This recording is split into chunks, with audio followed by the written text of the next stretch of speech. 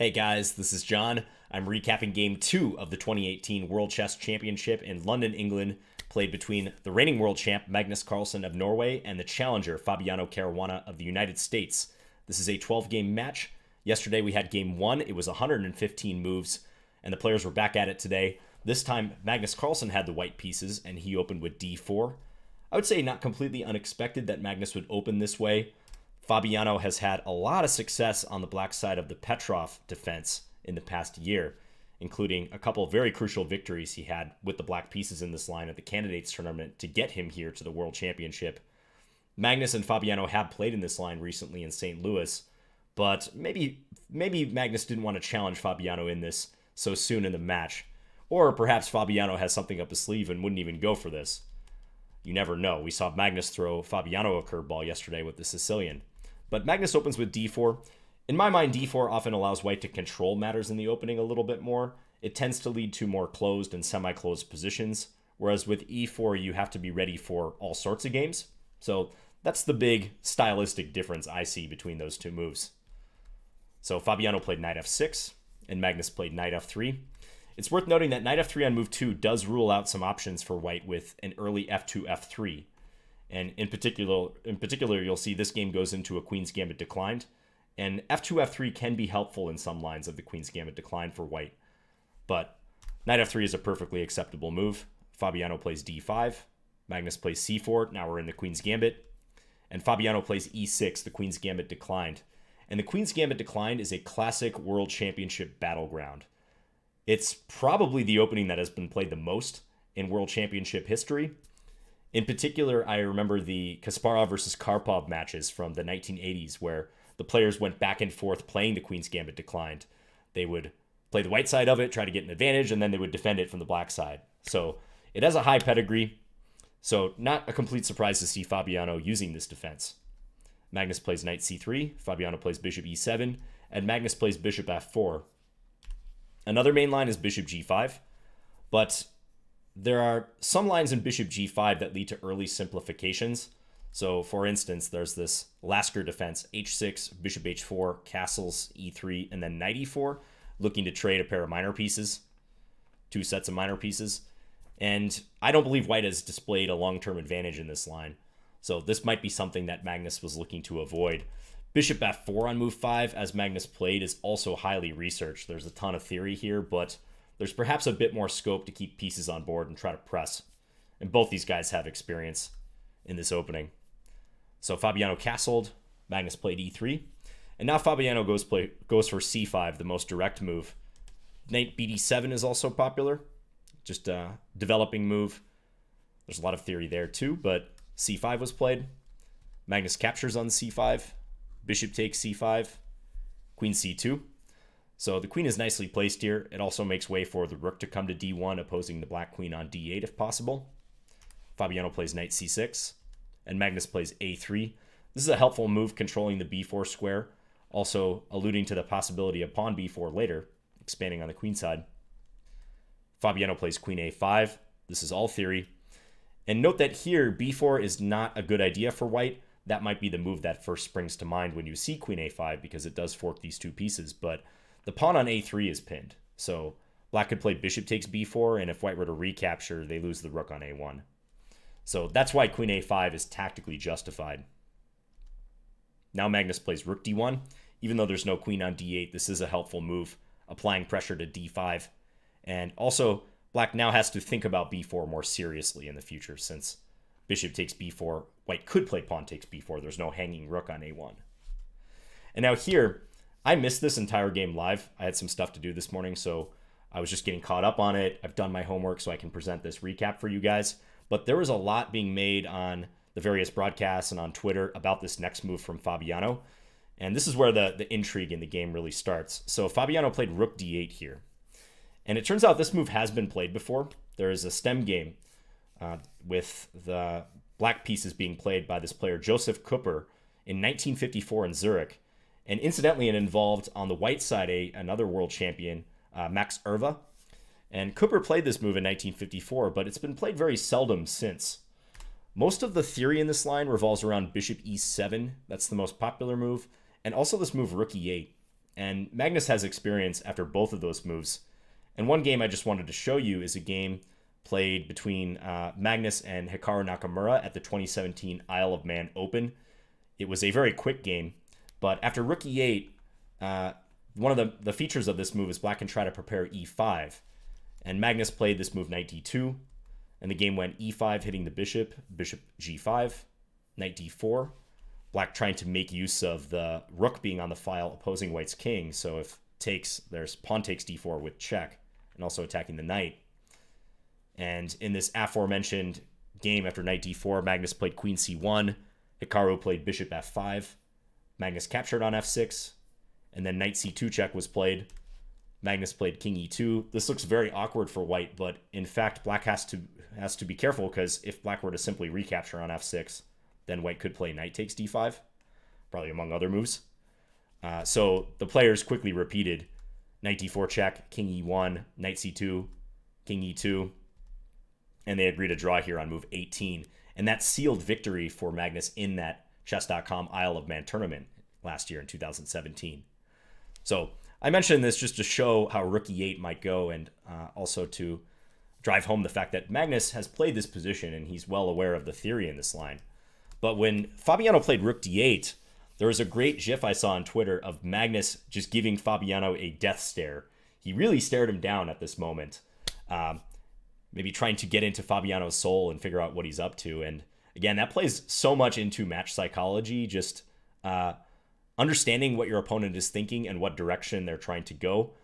I know Kasparov, I was mentioning Kasparov and his matches with Karpov. He's written books about his matches with Karpov, and he talks about that a lot. It's just like you get to know a player so well when you play them over and over again in a match.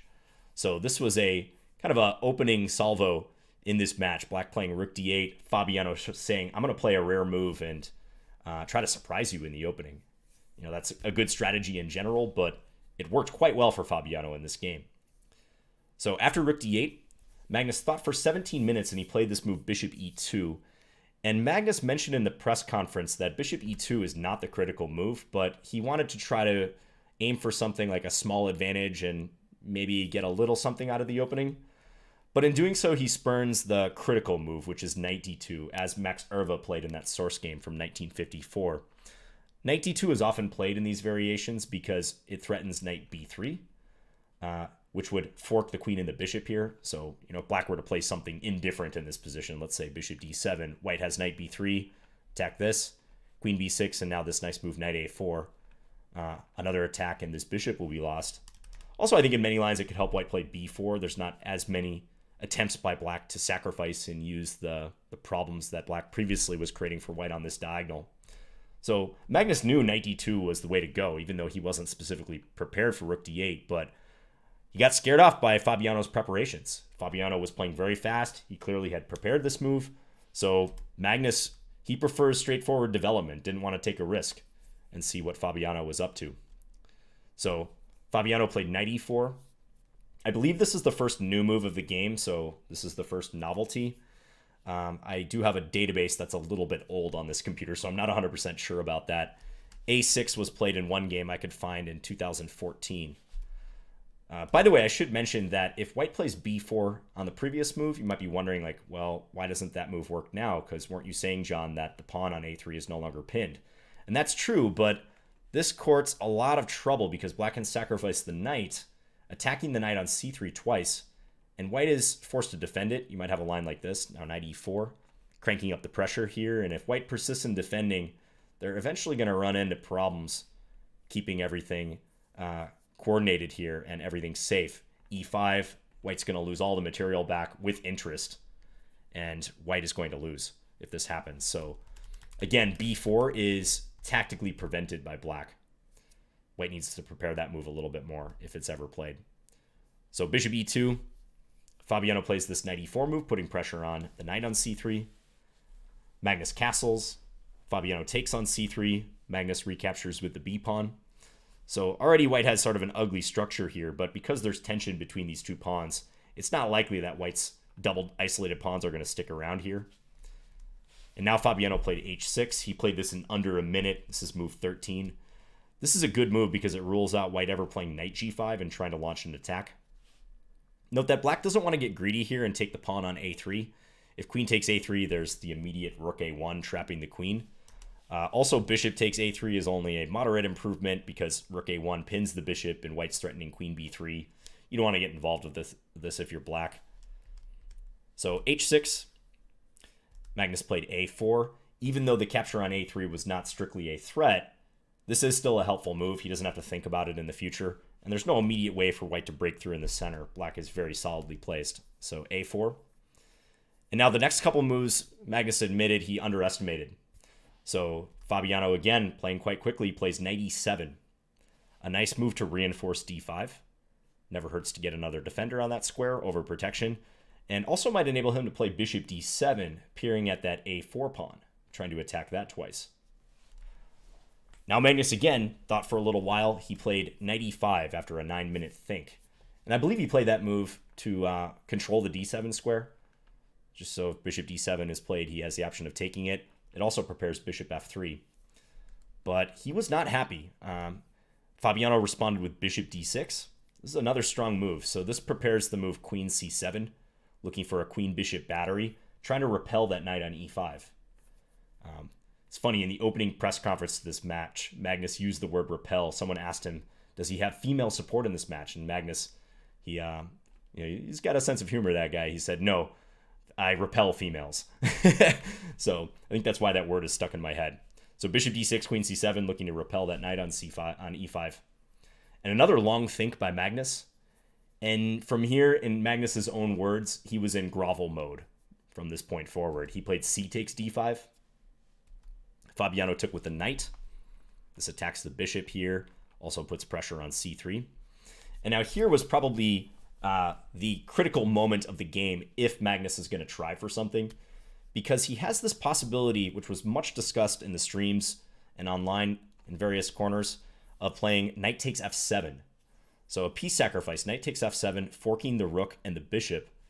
And there are quite a few complications here. So the main line runs king takes f7 and now bishop h5, or bishop takes d6 first. These moves will transpose. But bishop h5 check, king g8, bishop takes d6, rook takes d6.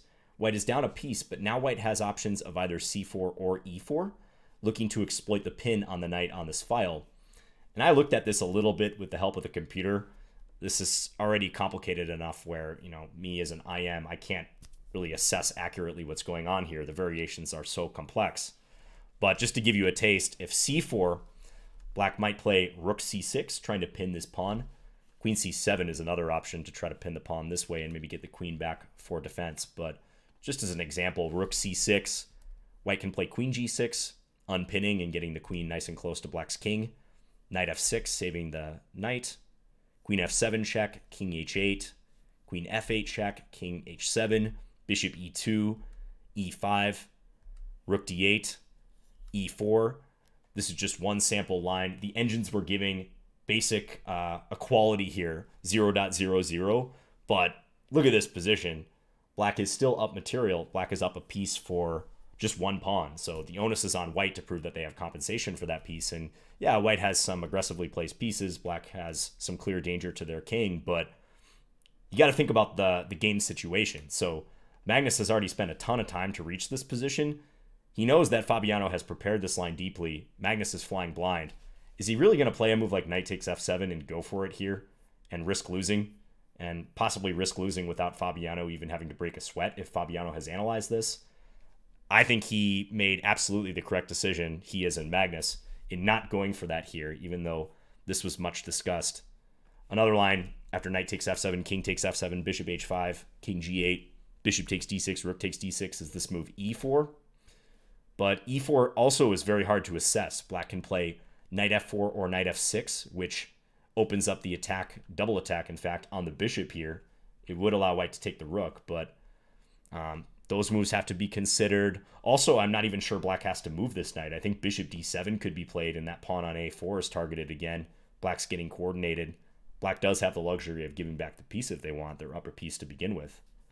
So knight takes f7, not going to be played. John Ludvig Hammer, who is Magnus's longtime second and friend, he was commenting on Norwegian television, and he said knight takes f7 would be suicidal in this case, even if the move itself is not leading to much other than equality with best play, there's something that could go wrong very easily in that move, with that move. So Magnus played bishop f3, putting pressure on d5, and Fabiano took on f4. E takes f4, and now more trades. Bishop takes e5, rook takes d8, queen takes d8, f takes e5. We still have material equality here. And queen c7 from Fabiano attacking the pawn on e5. So activity-wise, white is doing fine because white has a nice bishop aimed against b7. White has a rook that can easily enter the game. Black, on the other hand, it's moved 20. Black has not moved this bishop or the rook. But black is pressing here because they have a superior structure, and that matters more than the activity in this case. Doesn't always matter more. A lot of times the activity will trump the structure, but the fact that white has these weak pawns and also this pawn on e5, even though it's not a isolated pawn, unlike these pawns, this is a clear target for black. Black is just a couple moves away from completing their development. Magnus was definitely thinking, how can I draw the game at this point? And Fabiano was probably thrilled by what he has here in his first black game in the match. So Magnus played rook b1 at this point. Fabiano played rook b8, helpful move, getting the rook off of the same diagonal as this bishop and reinforcing b7. You might wonder why black doesn't take on e5.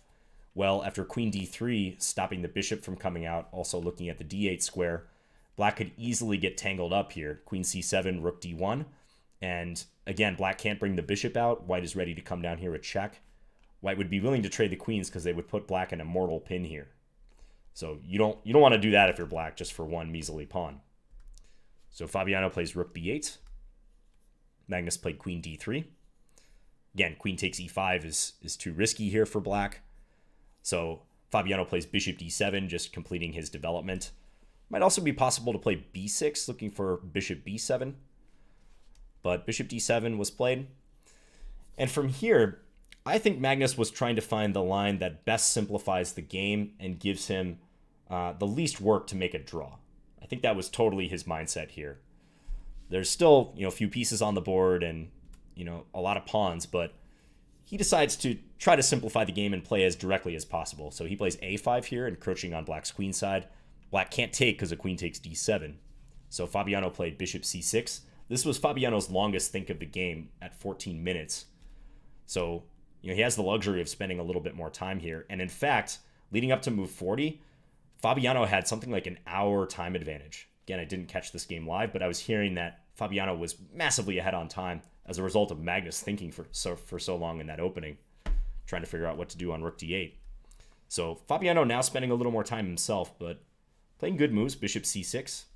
And now Magnus could take on c6, but he might have been a little bit concerned about this endgame, with black having pressure here, and hard to believe that white could be worse here, but yeah, I saw Alex Yermolinsky's recap from chess.com, and he was looking at this endgame a little bit.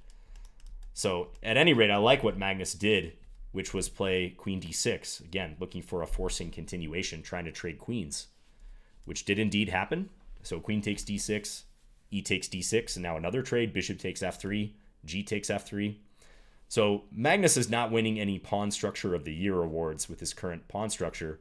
Obviously, his kingside structure is really weak. These pawns are isolated. This pawn is passed, that is true, but it's easily stopped by black's rook and also the king coming over. But we're in a rook endgame now. If you remember yesterday, they also got into a rook endgame. Rook endgames, especially with equal material, they're very hard to win if you're the side that has like a hint of an advantage. So Fabiano now plays king f8. Magnus plays c4. He's going to advance these queenside pawns. King e8. And now continuing in the same vein, trying to force the issue, Magnus plays a6, taking advantage of this pawn being pinned. b6, and now c5. So creating tension here, also threatening to play c6, which would be a disaster for black if that move was allowed, creating two connected pass pawns on the 6th rank. So Fabiano, of course, plays king d7, blockading. And now Magnus captured on b6. Fabiano took with a pawn. Note that rook takes would lose. Rook takes b6, a takes b6, a7. You're not stopping the a pawn. So a takes is forced.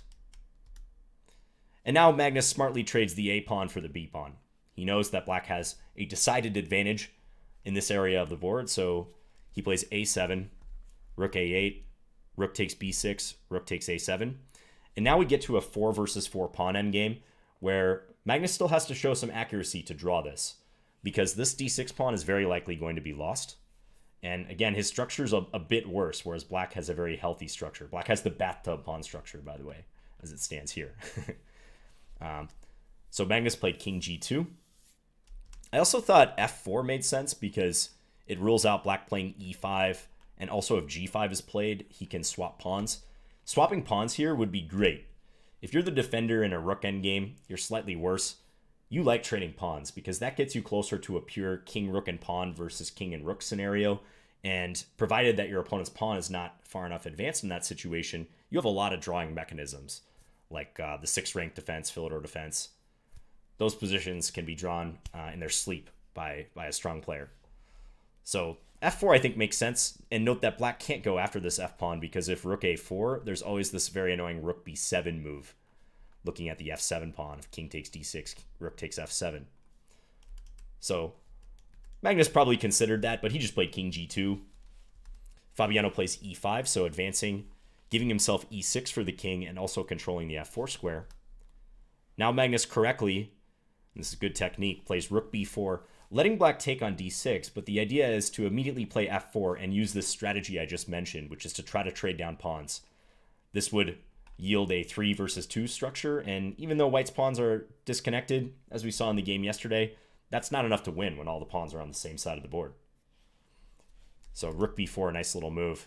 Fabiano plays f5. The idea there is so he can meet f4 with e4, pushing past, keeping a strong structure here. But what does Magnus do? He goes right back to b6 and says, okay, I tried my little f4 idea, but let's see how you can actually win this pawn. How are you going to do it? Fabiano played king e6. It's hard for black to make progress here because, again, if the rook leaves the 7th rank, white is ready to check here. If black tries to encroach with these pawns, let's say he plays g5, it may make sense for Magnus to play a move like rook b8, looking to swing the rook over here and target the h6 pawn, which black cannot defend. So Fabiano played king e6, looking to play rook d7 and then capture here. Magnus played d7 check. King takes d7. So he gave up that pawn, but now he plays rook b5, and again, he's going to be very annoying attacking the pawns from the side. Fabiano played king e6, rook b6 check, king f7, rook back to b5.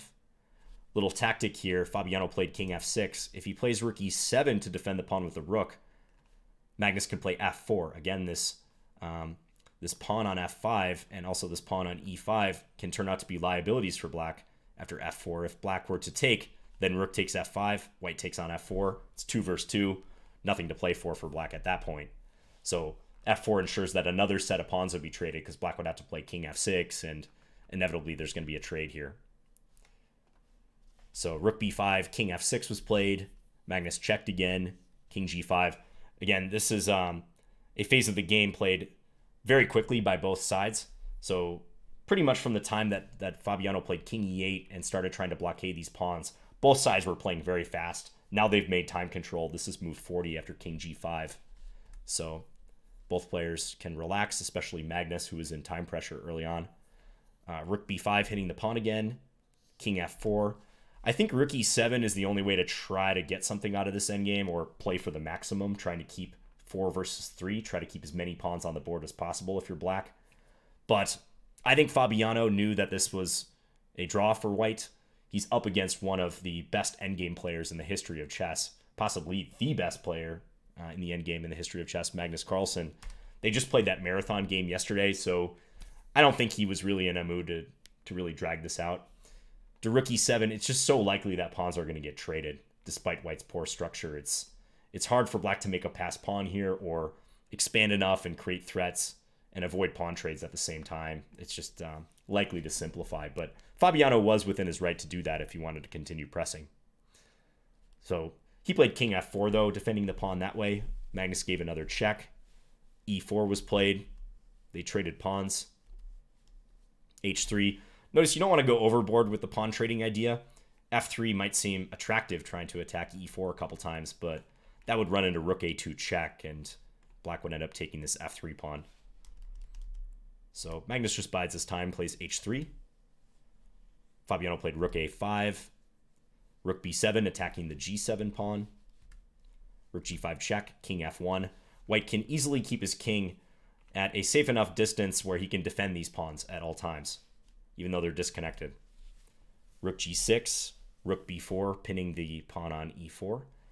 Note that if black ever plays king f3, white can play rook b3 check and force that king back. So rook g5 was played, rook b7, rook g6, rook b4, and here on move 49, the players agree to draw.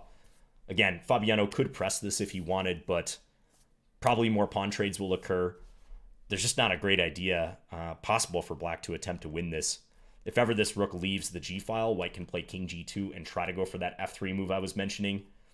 Let's say black plays rook a6. White can go play rook b7 and go after the g-pawn. Even king g2 is totally fine. Nothing's really going to change the evaluation here. So draw agreed, thereby terminating the drama in this game. And the drama was a lot less compared to the last game, but still very interesting, especially in the opening, to see Fabiano's excellent preparation, unleashing this rare move rook d8, which poses some fresh problems to white in this line. And it would have been interesting to see what would happen if Magnus had played the critical move knight d2, looking for knight b3. I'm sure Fabiano was prepared, but you can see that Magnus, he made the appropriate decisions in view of the surprise in the opening, especially not going for knight takes f7, which was heavily analyzed. Knight takes f7 on this move right here. Heavily analyzed, but just not wise under the circumstances. So with that, if we go to our scores, the match is still tied up, 2 draws apiece, 12-game match. And tomorrow is a rest day. Tomorrow is Sunday. It's a rest day. I will be doing the rest day coverage on my Twitch channel. So I'll be going through these games in probably a little bit more depth, also hanging out with the viewers. If you're interested in watching that, it starts at 12 o'clock p.m. U.S. Central Time. That's 1800 GMT. Would love to have you watch. Again, on my Twitch channel, probably go for like maybe 2 hours. And the next time that Magnus and Fabiano play, Game 3 is on Monday. And I will be sure to recap that game as well. So hope you guys are enjoying the match and my coverage so far.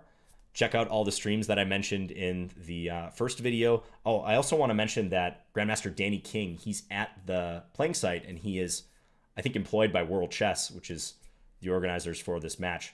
His channel is awesome, and he's been doing some quick updates after the games that are really well done, including a lot of footage from the playing hall. So do check out his channel as well. So thanks for watching, guys. Hope you enjoyed it, and I'll be back again soon on Monday. Bye.